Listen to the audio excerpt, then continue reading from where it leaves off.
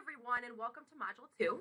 Last week we talked about what environmental nutrition really is. And we talked about that it's a little bit different than traditional nutrition, in that in traditional nutrition we're really focused on the individual, well, especially on the individual, I should say, and how the specific components of food impact the individual's health. And for environmental nutrition, we're going, beyond the biochemical composition of a food, and instead trying to understand how the greater food environment impacts health as well. So, in order to, move forward and examine kind of these specific issues of the food system, which may be of personal or client concern, this week we're going to do an overview of the food system that'll give us a basis in order to build on with these specific topics.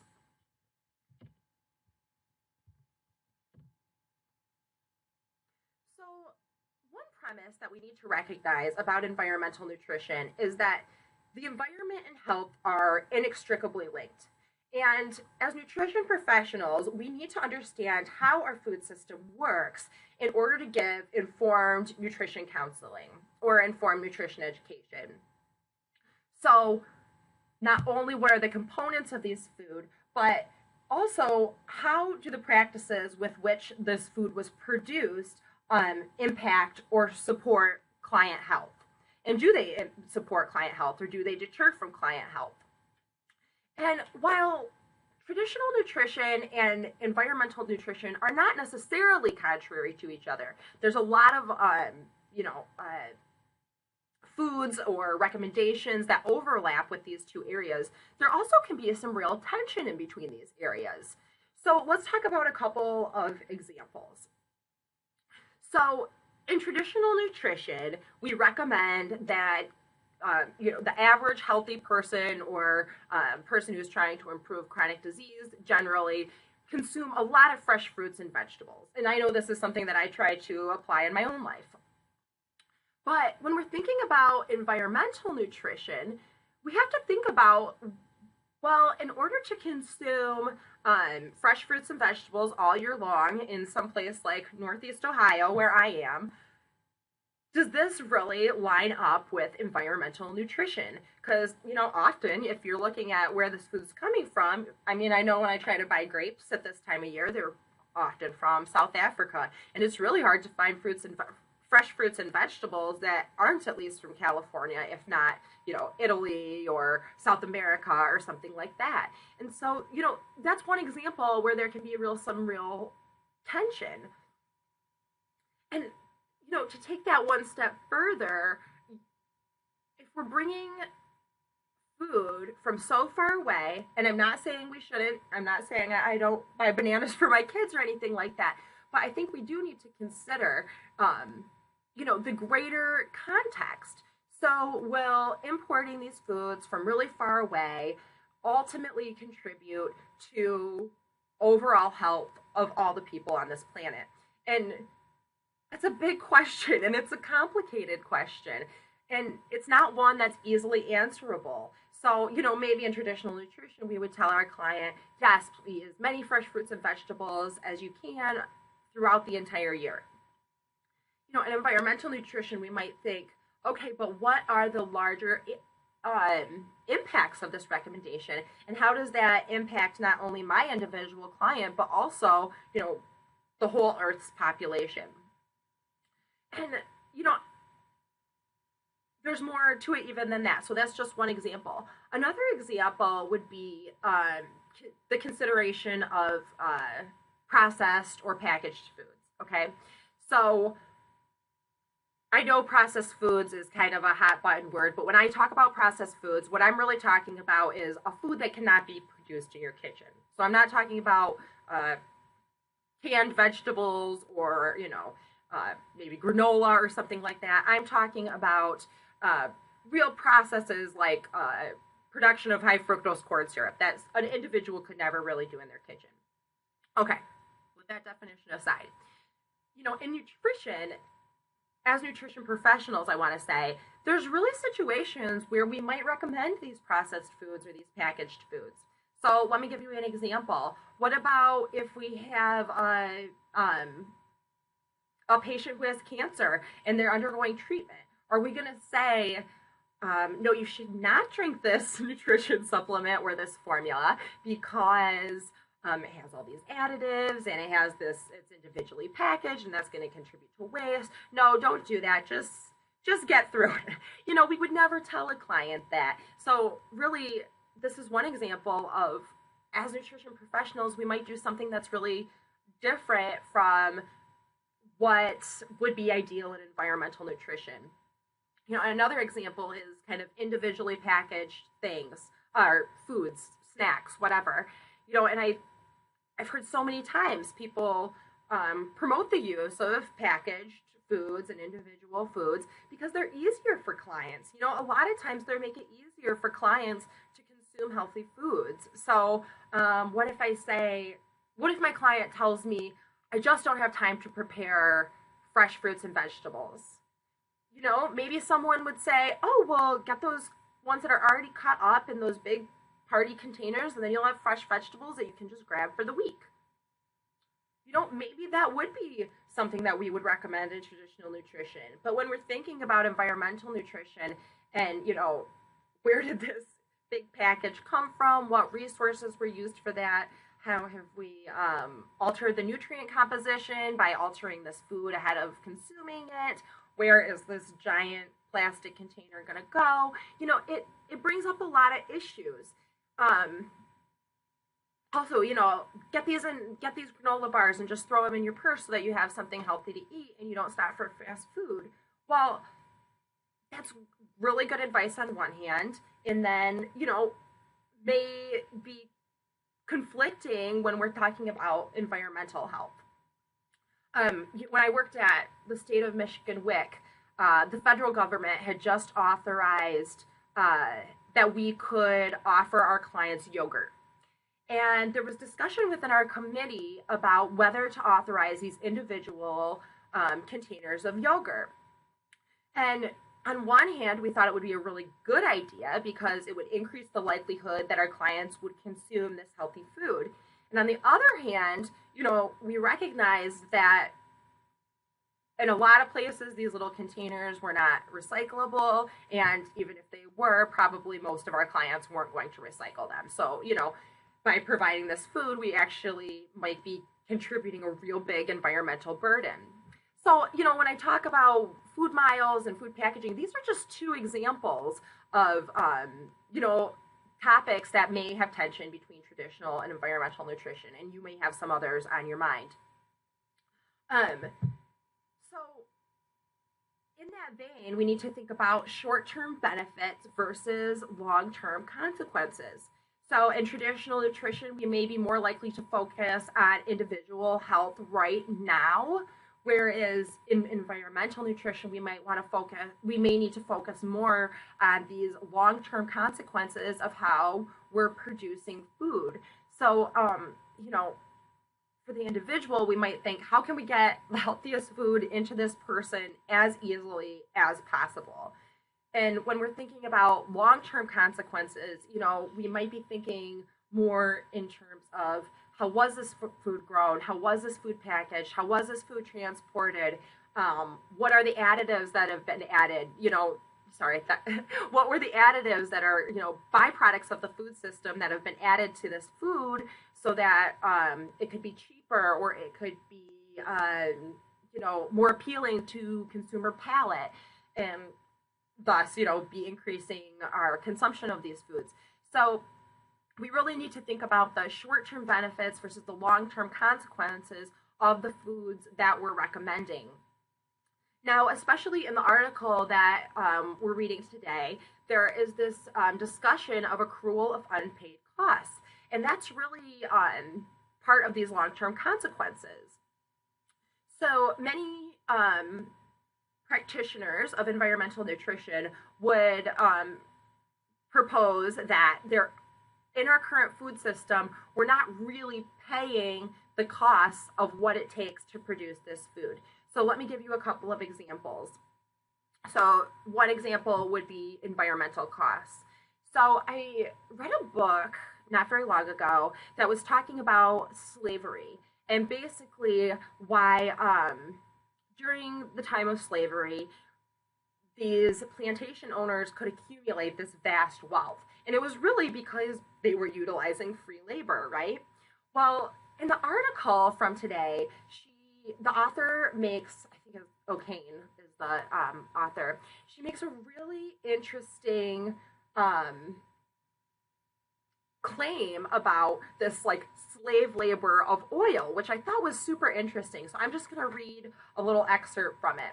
So, energy analysis has highlighted how the use of highly powered machinery to perform field tasks quickly may have made economic sense when there was apparent abundance of petroleum at low price, where rural labor could be redeployed in industrial jobs.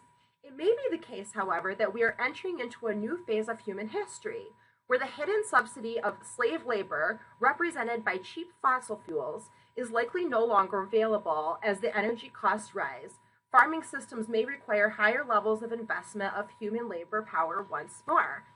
So it costs money to produce food. There's no doubt about that. And in a way, we're utilizing fossil fuels as this slave labor. So we're taking all of this out of the ground or out of our environment, basically, and it's there for the taking until we use it all up. And it makes it so our food production can, be really low cost labor because we are depending on these fossil fuels.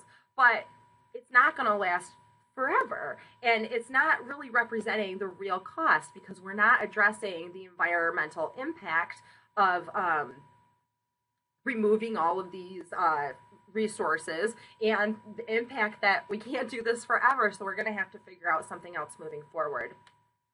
Another accrual of unpaid costs would be the social costs. And in both of the readings, they talk about how certain populations, which are these low socioeconomic populations, especially in the South, maybe especially in South America or Mesoamerica, are really bearing the burden of these social costs. And sorry, not only in those countries, we have that hugely in this country with our migrant workers who are harvesting a lot of our food and just performing a lot of our farm labor. So, it's easy for us to, buy grapes for 99 cents a pound, but we have to think about how can they be 99 cents a pound? Who is being paid so little that we can afford after, this food has been grown, harvested, transported across the world, packaged. We're paying our retailers to have these foods in there and the workers in the food store. How can it be 99 cents a pound? And we have to think about, who's not getting paid and what costs aren't we addressing. So part of that is the environmental cleanup. Part of that is not paying equitable wages for our farm workers. And then also the healthcare costs. And I don't just mean of the people who are harvesting the food. I also mean of us, of our clients. And this is a really huge issue and one that's addressed in the readings. So one of the consequences of our globalization of our food system is that we're really able, or I guess our food producers are really able to utilize a huge range of ingredients. So they can take a byproduct of a food, let's think about high fructose corn syrup, okay, and get it for crazy cheap, a lot cheaper than sugar, and then add it to a bunch of different foods so that it's a cheap way to provide the sweetness that people really crave. And, it's not only the case of high fructose corn syrup, that's just an example. We have all these other, preservatives, additives, etc. Of course, not all of them are detrimental to human health, but we do need to think about, how our food is being produced and how that impacts the health of the consumer. So another topic that we need to consider in the global food system is global versus local farming techniques, or farming systems, I guess I should say. So with this global food system that we've come to rely on, basically we've kind of promoted this one-size-fits-all farming practices. And I want to make a little caveat here and say, I have worked on farms, but and my mom was a farm girl, but I've never really felt like I've never really been in that situation where I was an independent farmer and that was, my actual profession. I've known a lot of them and I know it can be really financially stressful, but especially if any of you have been in this circumstance, please feel free to share your experiences on the discussion board, or if you have an issue with how I'm presenting it, please feel free to contact me because I definitely don't want to make judgment calls about things that I don't have personal experience with. So that caveat taken care of. Back to this one size fits all farming techniques. So, we've gotten to a point where we want these major food companies control a huge proportion of our food supply, and they are, in a consequence of that is that we kind of have these standardized farming techniques. Okay, so we want the most yield with the lowest amount of labor and at the lowest cost. And basically, the consequence of this is that, applying this one size fits all farming techniques across the world, really is going to make it so that farming techniques that have been developed over generations that may be specifically suited to a particular environment or location, those are really kind of disappearing. And it's unfortunate because the evolution of the farming techniques in those specific areas may be really valuable for producing food that is resistant to different environmental conditions in that area, or basically, just different environmental situations or different local conditions, political conditions, or whatever. The idea would be that it's difficult to apply a one size fits all farming model across the world. Would that really work for everyone, considering the vast differences in culture? And this is the case for seeds too. So I can't remember if it was addressed in the readings, but basically, we're kind of having this growth of these major seed companies that control a lot of our seed supply. And again, the consequence is that it's substituting, that it's kind of pushing out these seeds that have been developed for these local areas and bred for over many, many, many, many, many, many, many generations, sometimes tens of thousands of years. So, if we have, one seed that we're giving to everyone because it produces this excellent wheat, or, gives us these really high yields, maybe that'll work in the short term, but maybe these locally produced seeds or locally bred seeds would have more variability, more genetic variability, and more resistance to different climate conditions in that area versus, could a seed really be applied to Northeast Ohio and to South America? It's hard to think that you could get a seed that would optimally grow in both places. So one final issue on this slide that I want to talk about is lack of identification with food source as a consequence of the global food system. And I do want to say, I definitely don't think the global food system is all a bad thing. It can be wonderful. Coffee. What would I do without coffee in the morning? What would we do without chocolate? These are really wonderful items that we get globally and have been treated for a really long time. But we just need to recognize that overutilization will impact how long we are able to access these luxuries, because eventually these unpaid costs that are accruing are going to catch up with us and we won't be able to get any food we want anytime we want it. Okay, so lack of identification with food source. So basically, for this topic, for this issue, I just wanted to kind of put it in the context of where do we get our foods. Some of us definitely may go to the farmer's market if we can, or may grow our own home garden. We may try to get as many local foods as we can.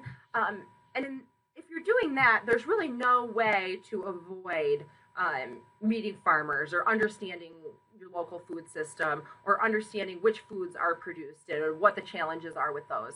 But I think for most of us, a vast majority of our food comes from the supermarket, where I can go into the supermarket and I can get whatever I want, and I don't necessarily need to think about what actually is this food. Where does it actually come from? What are the environmental impacts? I can just kind of pick it off the shelf and put it in my cart, and I don't really have to think about it until I'm going to eat it, and then I just have to think about how good it tastes, or if it's good for my health. I don't have to think about the larger context of in which this food was produced. And I do personally, and as a nutrition professional, think that this does make a difference when we're talking about the quantity and quality of food that we consume. So, I mean, and let's think about a McDonald's hamburger. If someone who is eating a McDonald's hamburger knew exactly where all the ingredients came from, knew exactly how they were all produced, would they be as likely to swing by this McDonald's every day after work? Maybe, maybe not.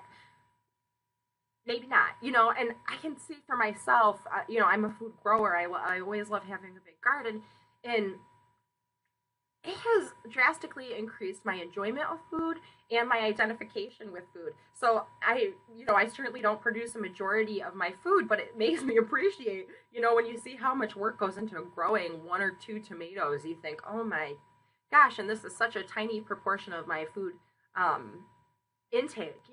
It really helps you understand basically how the challenges of producing food.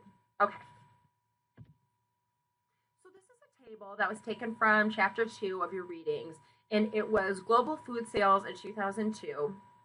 They didn't label it. I don't know if it's in millions. I'm guessing it's in millions instead of billions. But okay, so this is the type of food, and this is the retail sales and food service sales.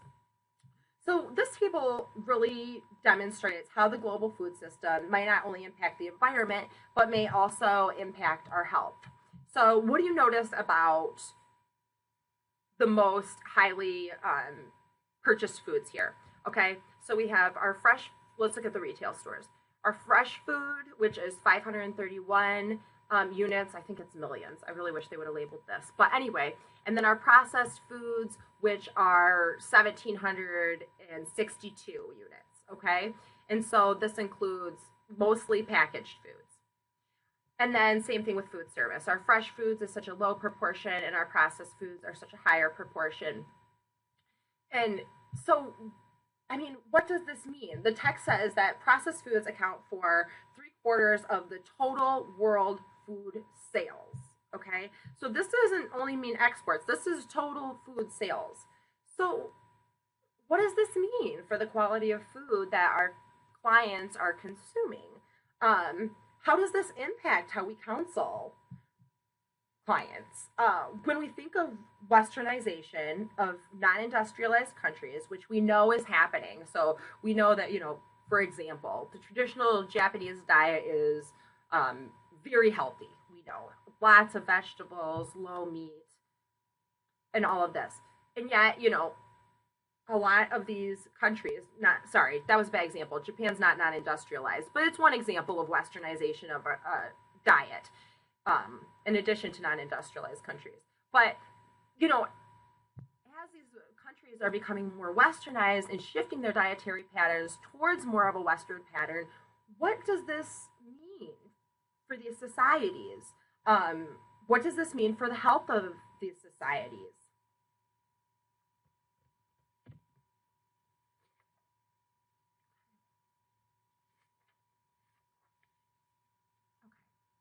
So, drivers of the global food system.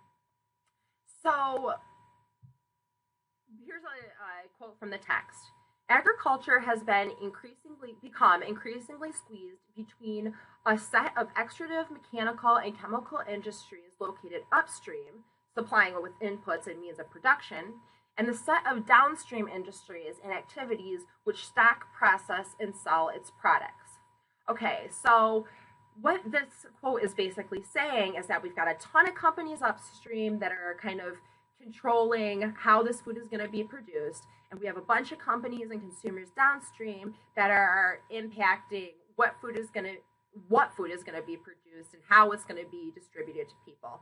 And then we have farmers and agriculture in the middle. So what does this mean? I mean, what does this mean for the food production industry? And what does this, or sorry, yeah, food production, primary food production, food growth, agriculture. And what does it mean for us as consumers?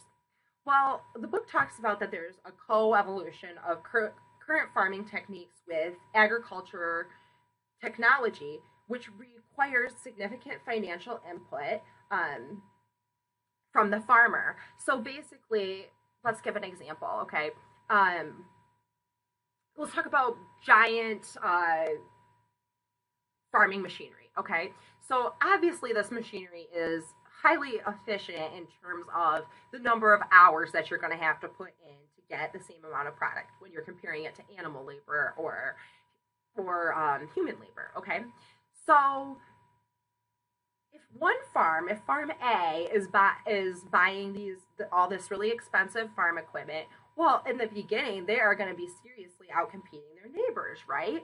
Okay, well then Farmer B is like, well, to keep up with them, I've got to get this big farming equipment.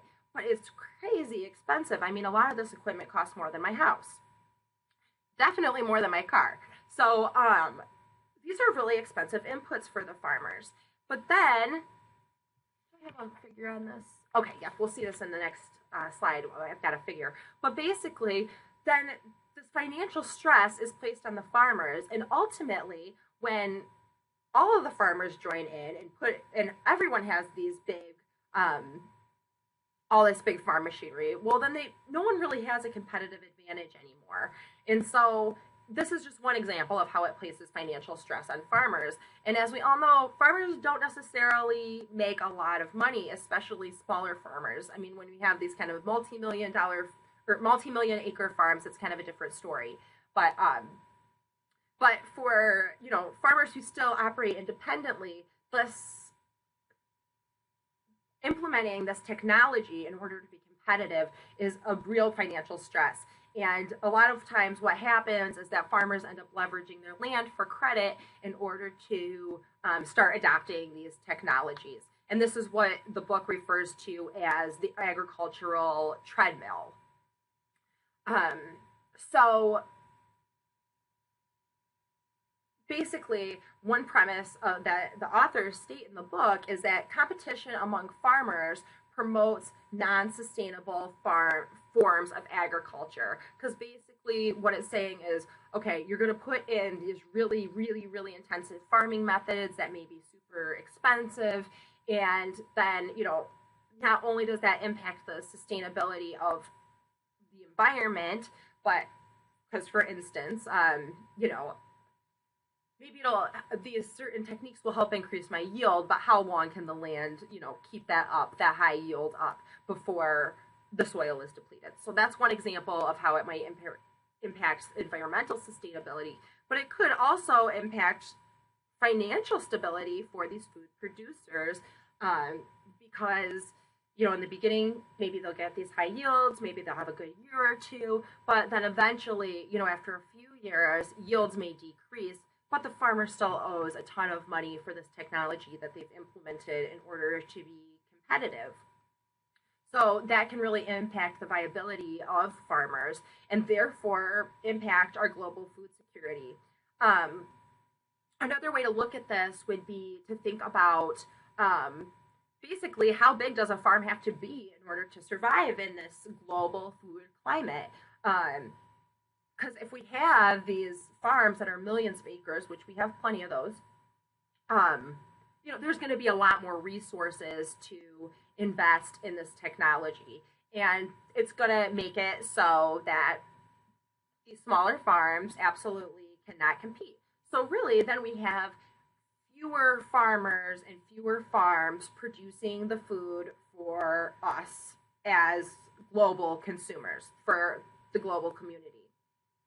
Now, I mean, think about where we've been economically in the past number of years, where we had institutions, not farming institutions necessarily, but think about like banks or something, where we have this situation where they're too big to fail, or these manufacturing companies that are too big to fail because it would just be so if they fail, it would just be so devastating globally and the global economic environment. So we still have this same issue here. So if we have very few farmers who are producing food for our food supply, they're almost too big to fail, because if one does fail, then it's going to put a real dent in our food supply and basically have an impact on our food security globally. So in the text, the authors say competition among farmers promotes non-sustainable forms of agriculture. And I just talked about that. But I think what we need to think about here is, does sustainability fit in with capitalism? Capitalism, which we so really adhere to in this country, whatever you may think about that, it's all about competition and trying to create competition so that a consumer would get the best product. There's lots of different ways of looking at capitalism, but that's one of them. So, that's really an issue here. If we do eliminate all of our competition, we have, just a few big companies that are monopolizing our food supply, how does that impact consumer demand? How does competition in capitalism versus the monopoly of major food companies impact us as consumers? So, yeah, basically that's it. These are questions that are, again, not easy to answer, but that we need to consider as nutrition professionals. So here's a figure about the agricultural treadmill, and this is from Michigan State University, where I came from, which is a highly agricultural school. So this is a really interesting graphic. So it's kind of just demonstrating everything that we just talked about. So here we have, implementation of these technologies, okay? And then in response, we have large scale or early adopters of new technologies, and we have this increased production of food. So higher yields, lower crop losses, more land. This technology could be anything from GMO seeds to fertilizers to farm equipment. It could be anything. Technology is very broad in this graphic. So here we have the large scale or early adopters of new technologies. And then we have our small scale or late adopters of new technologies that basically, once these technologies are implemented, these small guys kind of have a hard time keeping up. But then when they do implement these new technologies, generally once everybody starts adopting these and we have such high yields from the majority of farmers, well, what happens? Then commodity supply exceeds demand and the prices of the foods drop.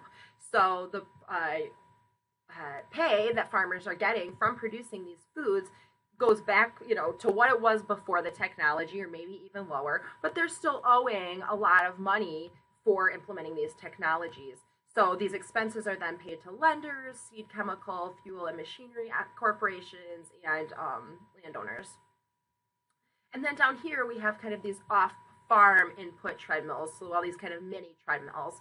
So here's a few examples. So application of synthetic pesticides, so this will increase yield eventually, but then counterintuitively, it also makes the plants more susceptible to different pest populations. And then we get, kind of this, basically this issue. And so then we have to, if we're susceptible to other pest populations, well, then we have to introduce more synthetic pesticides, and on and on and on. Also, we have here this purchase seeds. So if I have a hybrid seed or a GMO seed, and I promise you that this is going to really help your yields, really help decrease your crop losses, okay, well then I'll purchase these seeds because I'm not getting those benefits in the first place. but then it decreases my ability to save seeds. And then, well, then I'm kind of going around this treadmill again, because if I'm not saving my seeds, then I'm purchasing more seeds. And so that's even more financial input that the farmer has to make. And then, again, we have similarly here, initially putting these synthetic fertilizers on may increase yields, but then eventually the organic matter in the soil is going to decrease, and that's going to necessitate me buying even more synthetic fertilizers. So really, we kind of put primary producers in this situation where they're taking the greatest financial burden of producing our food, rather than the upstream or downstream companies. Okay, so here's another box from the text. And here CR4 represents the aggregate market shares of the 4 largest firms operating in a particular sector. So let's just do a quick little example. So beef slaughter and processing. So this means that in 2003, it might have changed since. It probably is actually a bigger percentage now, but 4 of the biggest companies controlled 84% of beef slaughter and processing sales.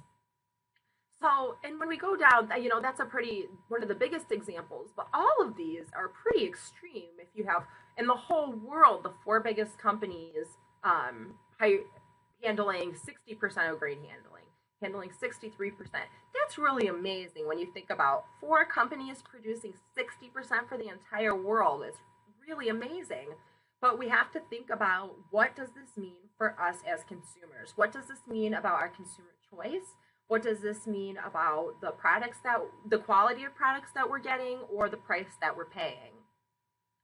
And then another thing we have to think about is, how are our professional recommendations enforcing or undermining this food system? And then, one of the greatest issues, and I have very little about it here because this is going to kind of be one of the big topics that we talk about moving forward, is basically the impact of the food system on diet quality, on human health.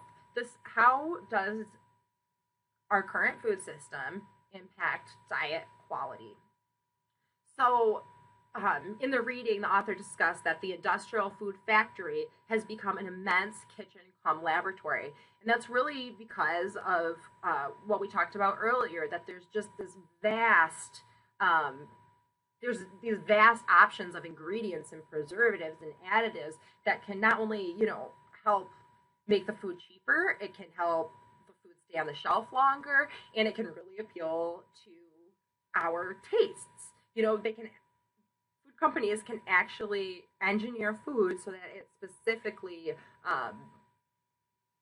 works to make us want more of it. It's just almost way too good. And I know I've had a lot of processed foods like that you're just thinking, this is too good. This can't be natural. It's just too good. So, so that's one way that it impacts our diet quality, is that, the more we process, the more byproducts we have. And in order to increase profit, a lot of these byproducts are being put back into the food as additives or preservatives or flavor enhancers. So we need to think about how that specific issue impacts our diet quality. Also, we need to think about, on the same vein, what is the relationship between food science and nutrition? When I did my PhD at MSU, our department was food science and human nutrition. And I often thought that was kind of funny because, in a way, food science is kind of counter to nutrition. Not always, but on my understanding, the basic premise of food science is to create these foods that have these kind of enhanced or value-added tendencies or characteristics. So, I want to take a food that maybe very cheap to produce with the ingredients, and then I want to put it in a way so that it's value-added for the consumer. Think about a frozen dinner, okay? So those ingredients cost almost nothing, but I can put them together in a way that's super convenient for the consumer and will make them want to buy it, okay? And I can charge a lot more than it costs me to make it. So food science is really different from nutrition in a way, because in nutrition, generally speaking, we're hoping that our healthy clients are consuming as many whole foods as possible so that they can get these kind of benefits of the symbiotic nature of all the nutrients in the food, the phytochemicals and how they work with the vitamins and minerals, and we want them to get the full fiber of a whole food, and many other characteristics that make a whole food healthier than a supplement, for instance, or healthier than a specific aspect of a whole food. So, when we think about that 3/4 of food sales are processed foods, okay, well, that's mostly, that's all food science. And in a big way, there's a lot of nutritionists who work at, or nutritionists, RDs or RDNs that work as food scientists. Food science is a huge part of the nutrition sector. And I'm not saying, again, that it should be or shouldn't be, but that we need to think about how that aspect of the food system does impact nutrition. So one of the examples that I wanted to give about globalization and the impact on diet quality is the example of Nestle and infant feeding. So my area of research is maternal and infant health. And specifically, I focus on breastfeeding. So whatever a woman chooses to do with her infant feeding, basically the premise of the public health profession for breastfeeding is that we need to inform people about the benefits of breastfeeding or the risks of formula feeding, because we know that breastfeeding has so many more health benefits for mother and infant. Well, this was never really an issue in human history before. Of course, all infants breastfed, or if they didn't, they had such a low chance of survival. Well, I want to say at the turn of the century, like the 20th century, we really started to, with very good reason, these baby formulas started to be produced and they did save infant lives, because before, if an infant wasn't able to breastfeed, they were not in good shape. They were at high risk for morbidity and mortality. So in the beginning, this formula situation seemed really good, and I mean, it still does have some benefits. However, it kind of started to get out of control, where then there was so much money to be made on infant formula, because again, we're taking a cheap product, we're doing kind of adding ingredients to make it value added and charging a lot of money for this infant formula. So there was so much money to be made on infant formula, especially compared to breastfeeding, which is free, that these companies that were producing the formula really began to get very excited about this profit, and really started to promote infant formula instead of breastfeeding all over the world. And I make it sound super simple. If you want to read more about it, there's a great book called Milk, Money, and Madness. Or you can find this topic anywhere. But basically, it became a real ethical dilemma globally because of the increased risk of so many adverse health outcomes for infants that were consuming formula versus breastfeeding. And maybe that wouldn't be as big of a deal in a country like ours today, but when we're talking about environments where there's not a safe water supply, where there's such low income that once you start formula feeding, the parents can't afford to keep formula feeding, and then maybe introduce other nutrition that's not appropriate to the infant. So basically what happened was, with this kind of widespread promotion of infant formula, then we had a real rise in infant morbidity and mortality. And this is just kind of one little poster that was saying boycott Nestle, because there was a lot of unethical practices going on. This was earlier this century, but I mean, at one point it got to the extreme of where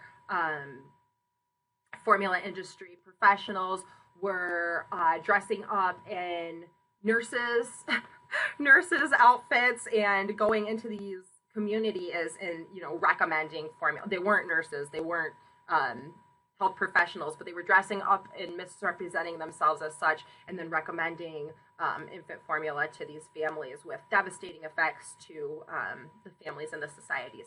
So this is just one example, in my area where we talk about how this globalization can really impact diet quality and human health. Okay, and then so I really like this figure, and this is going to be the topic of your discussion board. This was also in the text. So this is the hourglass model of the agri-food system. And what it's showing, what it's showing is that we have our agro-technologies and our food that's produced up here, and then it really goes through these wholesalers and then food processors and food manufacturers, and then we have kind of the market power increasingly bottlenecked at the retail sector. So basically all the food that's produced is going to go through this retail sector, and then we're down here and we're getting the foods through the retail sector. So I want you to kind of think about this figure. And for a discussion board, it's written out in the discussion board, so you don't need to memorize this or anything, but I want to interpret what this situation means in terms of the prices that are paid to primary food producers or the farmers, and the prices that are paid by consumers. How much control do farmers or consumers really have in this global food system? Also, what are the implications for the consumers' access to our food supply? And what are the implications for the quality of products available on the market?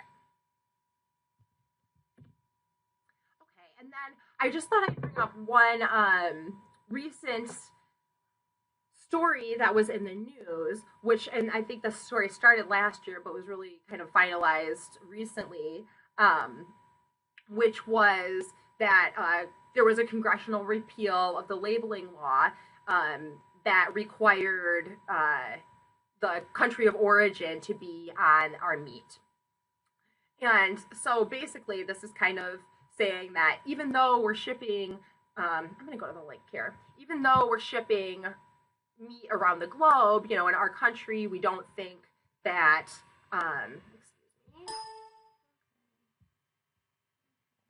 we're saying that maybe in our country, we don't think that it's necessarily important for consumers to know where it's coming from. I'm just going to kind of scan down in this article and say that, the writers of at least this article claim this as a real benefit for the meat industry.